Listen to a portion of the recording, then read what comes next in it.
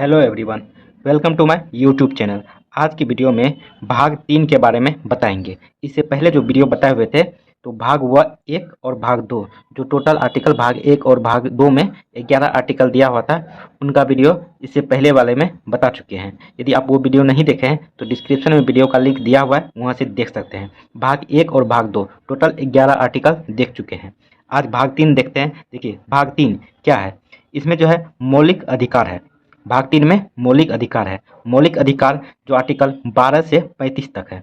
मौलिक अधिकार 12 से 35 तक है। अब जानते हैं मौलिक अधिकार को किस देश से लिया गया है। ये यूएसए से लिया गया, यानी अमेरिका से लिया गया है। मौलिक अधिकार को यूएसए से लिया गया है।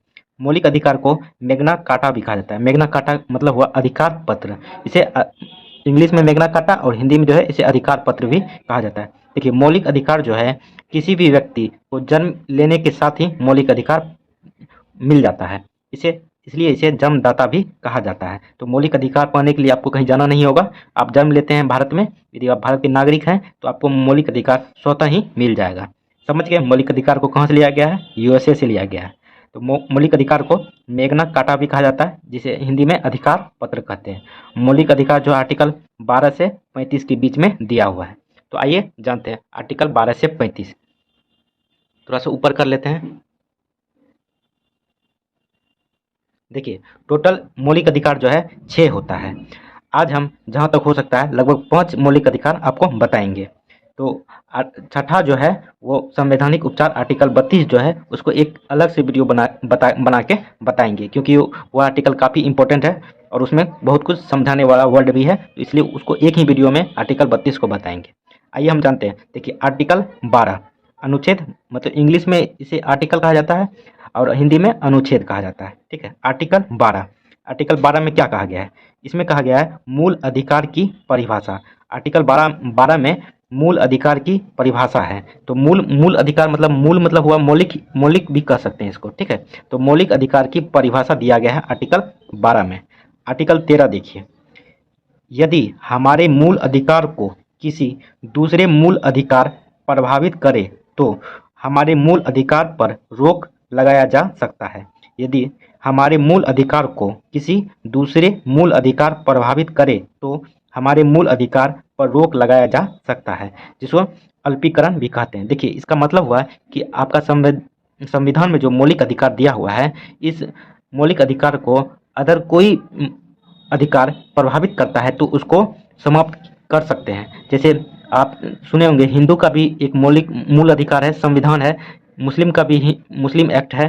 तो उन दोनों का कोई भी कानून या संविधान हमारे मौलिक अधिकार को प्रभावित करता है तो उसको नष्ट समझा जाएगा, जिसे अल्पीकरण भी कहा जाता है।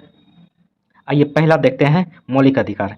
पहला मौलिक अधिकार है, टोटल 6 मौलिक अधिकार है। तो पहला देखते हैं समता या समानता का अधिकार।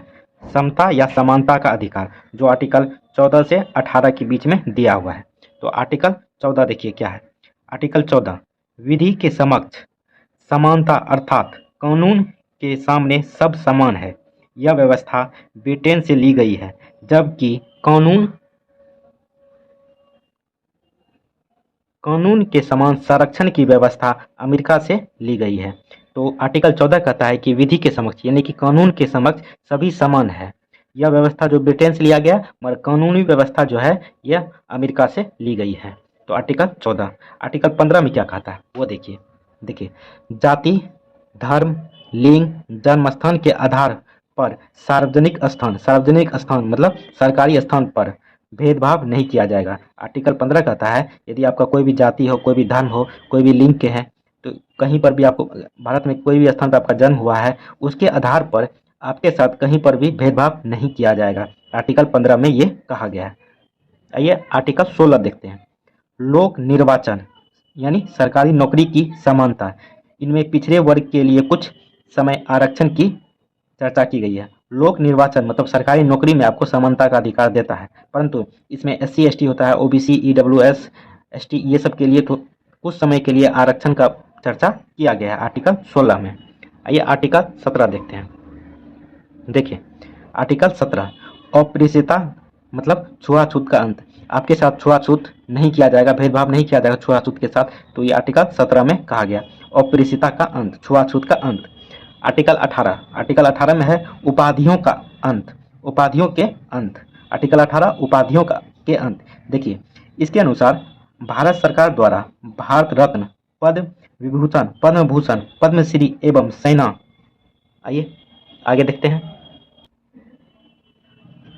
देखिए, द्वारा परमवीर चक्र, महावीर चक्र, वीर चक्र आदि पुरस्कार अनुच्छेद 18 के तहत ही दिए जाते हैं। आर्टिकल 18 क्या कहता है कि उपाधियों का अंत, यदि किसी को पद्म विभूषण या कुछ मिला है तो अपने आगे लगा सकता है, मगर उसके फैमिली वाले उसका नाम नहीं, पद्म नहीं लगा सकता है। आर्टिकल 18 में ही कहा गया। आर्टिकल 18 के तहत ही आपको भारत रत्न, पद्म विभूषण, परमवीर चक्र, महावीर चक्र, वीर चक्र आदि पुरस्कार दिए जाते हैं, आर्टिकल 18 के तहत ही। ठीक, आइए दूसरा देखते हैं मौलिक अधिकार, जो कि है स्वतंत्रता का अधिकार, जो आर्टिकल 19 से 22 के बीच में दिया हुआ है। आर्टिकल 2 मौलिक अधिकार दूसरा पार्ट स्वतंत्रता का अधिकार, जो आर्टिकल 19 से 22 के बीच में दिया हुआ है। आइए आर्टिकल 19 देखते हैं क्या है। देखिए, आर्टिकल 19 मूल संविधान में 7 तरह की स्वतंत्रता का उल्लेख था, अब सिर्फ 6 हैं। अनुच्छेद 19F संपत्ति का अधिकार 44वां संविधान संशोधन 1978 के द्वारा हटा दिया गया, जिसको 300 क में रखा गया है। ठीक है, पहले मूल संविधान में जो है आर्टिकल 19 में 7 तरीका का उल्लेख किया गया था, अब 6 ही है। एक 19F को संपत्ति का अधिकार को हटा के कब हटाया गया था? 44वां संविधान संशोधन में 1978 ईस्वी में हटाया गया था। इसको हटा के 300 क में रखा गया है। तो 6 तरीका का जानते हैं और 19F भी जानते हैं, ये क्या था। देखिए 19 का ए में क्या कहा गया है। देखिए, अभिव्यक्ति की स्वतंत्रता, बोलने की स्वतंत्रता, झंडा लहराने, पुतला जलाने, आरटीआई तथा प्रेस की स्वतंत्रता, ये आर्टिकल 19A में कहा गया है। क्या कहा गया है? अभिव्यक्ति की स्वतंत्रता, बोलने की स्वतंत्रता, झंडा लहराने, पुतला जलाने, आरटीआई तथा प्रेस की स्वतंत्रता 19A में कहा गया। 19A में प्रेस की स्वतंत्रता भी कहा गया है। देखिए 19B में क्या कहा गया है? बिना हथियार के सभा करने की स्वतंत्रता। अब बिना हथियार का कोई भी सभा कर सकते हैं, 19B में कहा गया है। 19C में देखिए क्या कहा गया है? संगठन बनाने की स्वतंत्रता। आप संगठन, कोई भी संगठन बना सकते हैं, 19C में कहा गया है। ठीक, आइए आगे देखते हैं।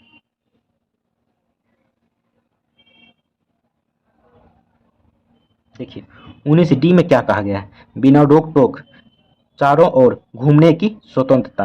19D में कहा गया है कि बिना रोक टोक चारों ओर घूमने की स्वतंत्रता।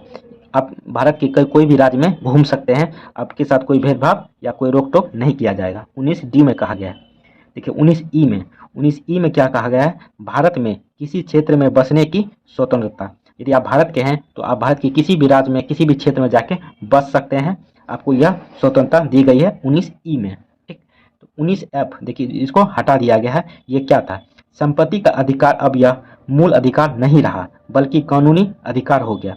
अच्छा, आपके मन में आता होगा कि मूल अधिकार तो समझ रहे हैं, ये कानूनी अधिकार क्या होता है? देखिए कानूनी अधिकार वो होता है, देखिए मूल अधिकार वो होता है जो आपसे सरकार या जनता छीन नहीं सकती है, पर कानूनी अधिकार वो होता है जो जनता नहीं छीन सकती है पर सरकार आपसे छीन सकती है, वह कानूनी अधिकार होता है। ठीक, देखिए नोट, संपत्ति के अधिकार को 44वें संविधान संशोधन द्वारा 1978 में मौलिक अधिकार से हटा दिया गया। अब इसे अनुच्छेद 300 क के तहत कानूनी अधिकार में रखा गया। तो 44वें संविधान संशोधन जो 1978 ईस्वी में हुआ था, संपत्ति के अधिकार को हटा के अनुच्छेद 300 क में रखा गया है। संपत्ति के अधिकार को हटा के अब इसे कानूनी अधिकार बना दिया गया है, अनुच्छेद 300 क में रखा गया है। ठीक, तो कानूनी अधिकार भी समझ गए। कानूनी अधिकार क्या है कि सरकार, जनता आपसे नहीं छीन सकती है वो, पर सरकार आपसे छीन सकती है। कानूनी अधिकार यही होता है। मूल अधिकार न सरकार छीन सकती है, न जनता छीन सकती है आपसे। तो आइए 19F समझ गए, 19G समझते हैं क्या होता है। 19G देखिए, इसमें कहा गया है व्यवसाय करने की स्वतंत्रता। आप कोई भी व्यवसाय कर सकते हैं, कहीं पर भी कर सकते हैं, वो करने की स्वतंत्रता आपके पास है। 19G में ये चीज़ कहा गया है। तो आइए आर्टिकल 20 देखते हैं। आर्टिकल 20 में क्या कहा गया है? इसमें 3 प्रकार की स्वतंत्रता दी गई है। पहला है एक गलती की एक सज़ा। यदि आप कोई गलती करते हैं तो एक गलती का एक ही सज़ा मिलेगा। दूसरा क्या है? सज़ा उस समय के कानून के आधार पर दी जाएगी, न कि पहले या बाद के। आइए आगे देखते हैं। देखिए, कानून के आधार पर यदि आपके साथ जिस टाइम आप क्राइम किए हैं, जो भी क्राइम किए हैं, उस टाइम जो कानून उसको सज़ा दे सकता था, उस टाइम जो कानून बना हुआ था, उसी कानून के आधार पर आपको सज़ा मिलेगा। ये नहीं कि उस टाइम जो आप क्राइम किए अब उसमें संशोधन हो गया, कुछ नया जुड़ गया, तो उसके अनुसार नहीं होगा। जो आप जिस टाइम जो क्राइम किए उस टाइम जो उसके लिए कानून बना था, उसी के अनुसार आपको सज़ा मिलेगा। ठीक। तीसरा देखिए क्या है, सजा के बाद भी कैदी की संरक्षण दिया जाएगा। यदि आपको सजा मिल जाएगा फिर भी आपको संरक्षण दिया जाएगा। तीसरा में ये है, 20 का तीसरा में है। नोट, आर्टिकल 20 के अनुसार जब तक किसी व्यक्ति को न्यायालय दोषी करार नहीं कर देती है तब तक उसे अपराधी नहीं माना जाता है। तो आर्टिकल 20 में यह भी कहा गया है कि न्यायालय जब तक उसको दोषी करार नहीं करता है तब तक उसे अपराधी नहीं माना जाएगा। कोई भी लोग उसे अपराधी नहीं कहेगा। ठीक, आर्टिकल 20 में यही कहा गया है। तो आइए आर्टिकल 21 देखते हैं। आर्टिकल 21 क्या है? देखिए, आर्टिकल 21 अनुच्छेद 21, इसमें क्या कहा गया है? इसमें प्राण एवं दैहिक स्वतंत्रता है। इसी के कारण अधिक धुआं देने वाले वाहन या बिना हेलमेट वाले व्यक्ति को पुलिस चालान काटती है। आर्टिकल 21 में ही निजता का अधिकार पर जोर दिया गया है। अब हमारी गोपनीय जानकारी को कोई उजागर नहीं कर सकता है। देखिए, इसमें जो कहा गया है प्राण एवं दैहिक स्वतंत्रता, प्राण आपके प्राण और आपके शरीर का रक्षा किया जाएगा। किसके द्वारा? तो ये सरकार का दायित्व बनता है। इसके लिए सरकार, देखिए इसमें कुछ कुछ इंपॉर्टेंट है, जैसे जो गाड़ी से अधिक धुआं निकलता है उसका जांच किया जाता है। आपके हेलमेट का जांच किया जाता है आर्टिकल 21 के तहत ही। ठीक है। आपके देखिए, आपकी निजता मतलब कि अभी सुने होंगे कुछ दिन पहले बहुत सारे ऐप को बैन किया गया है। तो आर्टिकल 21 के तहत ही इसे बैन किया गया है, क्योंकि इसमें निजता का अधिकार पर भी जोर दिया गया है। अब हमारी गोपनीय सरकार जानकारी को कोई उजागर नहीं कर सकता है। तो ऐप जो बैंड हुआ है तो इन्हीं के तहत ऐप बैंड हुआ है। ठीक है, आर्टिकल 21 के तहत ही। देखिए, आर्टिकल 21 को भी जोड़ा गया है, जिसमें कहा गया आर्टिकल 21 को, इसमें कहा गया है कि इसे 6 से 14 वर्ष के बच्चे को निःशुल्क प्राथमिक शिक्षा का अधिकार है। इसे 86वां संशोधन 2002 द्वारा जोड़ा गया है। तो 6 से 14 वर्ष का जो बच्चा है उसे निःशुल्क प्राथमिक शिक्षा दी जाएगी सरकार के द्वारा। इसे 86वां संशोधन 2002 में जोड़ा गया था संविधान में। देखिए, आर्टिकल 20 और 21 आपके लिए काफ़ी इंपॉर्टेंट है। ये आर्टिकल जो है कभी ख़त्म नहीं होता है। आपातकाल, देखिए आपातकाल मतलब 352 यदि लागू हो गया आपके देश में तो आर्टिकल 20 और 21 ख़त्म नहीं होता। इसके आपातकाल के दौरान भी यह लागू रहता है। देखिए नोट, अनुच्छेद 20 तथा अनुच्छेद 21 को आपातकाल का आर्टिकल कौन सा है? 352, याद रखिएगा, के दौरान नहीं रोका जा सकता, अतः इसे सबसे शक्तिशाली मूल अधिकार कहते हैं। ठीक, तो आइए आर्टिकल 22 देखते हैं। आर्टिकल 22 क्या है? आर्टिकल 22, इसमें 3 प्रकार की स्वतंत्रता दी गई है जो गिरफ्तारी से संरक्षण करती है। आर्टिकल 22 में 3 प्रकार की स्वतंत्रता दी गई है जो गिरफ्तारी से संरक्षण करती है। पहला है, व्यक्ति को गिरफ्तार करने से पहले वारंट कारण बताना होगा। यदि कोई व्यक्ति को यदि गिरफ्तार किया जाएगा तो उसका वारंट पहले इशू करना होगा या कारण बताना होगा, तो ही व्यक्ति को गिरफ्तार किया जाएगा। एक में कहा गया है। दो में कहा गया है 24 घंटे के अंदर उसे न्यायालय में सशरीर प्रस्तुत किया जाता है। इसे 24 घंटे में यातायात तथा अवकाश का समय नहीं गिना जाता है। देखिए, आपको यदि गिरफ्तार कर लिया तो आपको 24 घंटे के अंदर आपको न्यायालय में प्रस्तुत करना होगा। उसके बाद इसमें जो है 24 घंटे में जो है, जो शनि रविवार आ जाता है या कोई छुट्टी हो गया तो वह समय नहीं गिना जाएगा। ठीक, तो 3 में कहा गया है, गिरफ्तार व्यक्ति को अपनी पसंद का वकील रखने का अधिकार है। तीसरा में है, कोई व्यक्ति गिरफ्तार हुआ तो वो अपने पसंद का वकील रख सकता है। ये 3 में कहा गया है। तो आर्टिकल 22 में 3 तरह का संरक्षण दिया गया है। पहला है वारंट बताना होगा। दूसरा है, यदि आपको गिरफ्तार कर लिया तो आपको न्यायालय में प्रस्तुत करना होगा। तीसरा है कि उस जिसको गिरफ्तार किया है उस व्यक्ति को अपने पसंद का वकील रखने का अधिकार है। तो आर्टिकल 22 देख लिए। आइए आगे देखते हैं।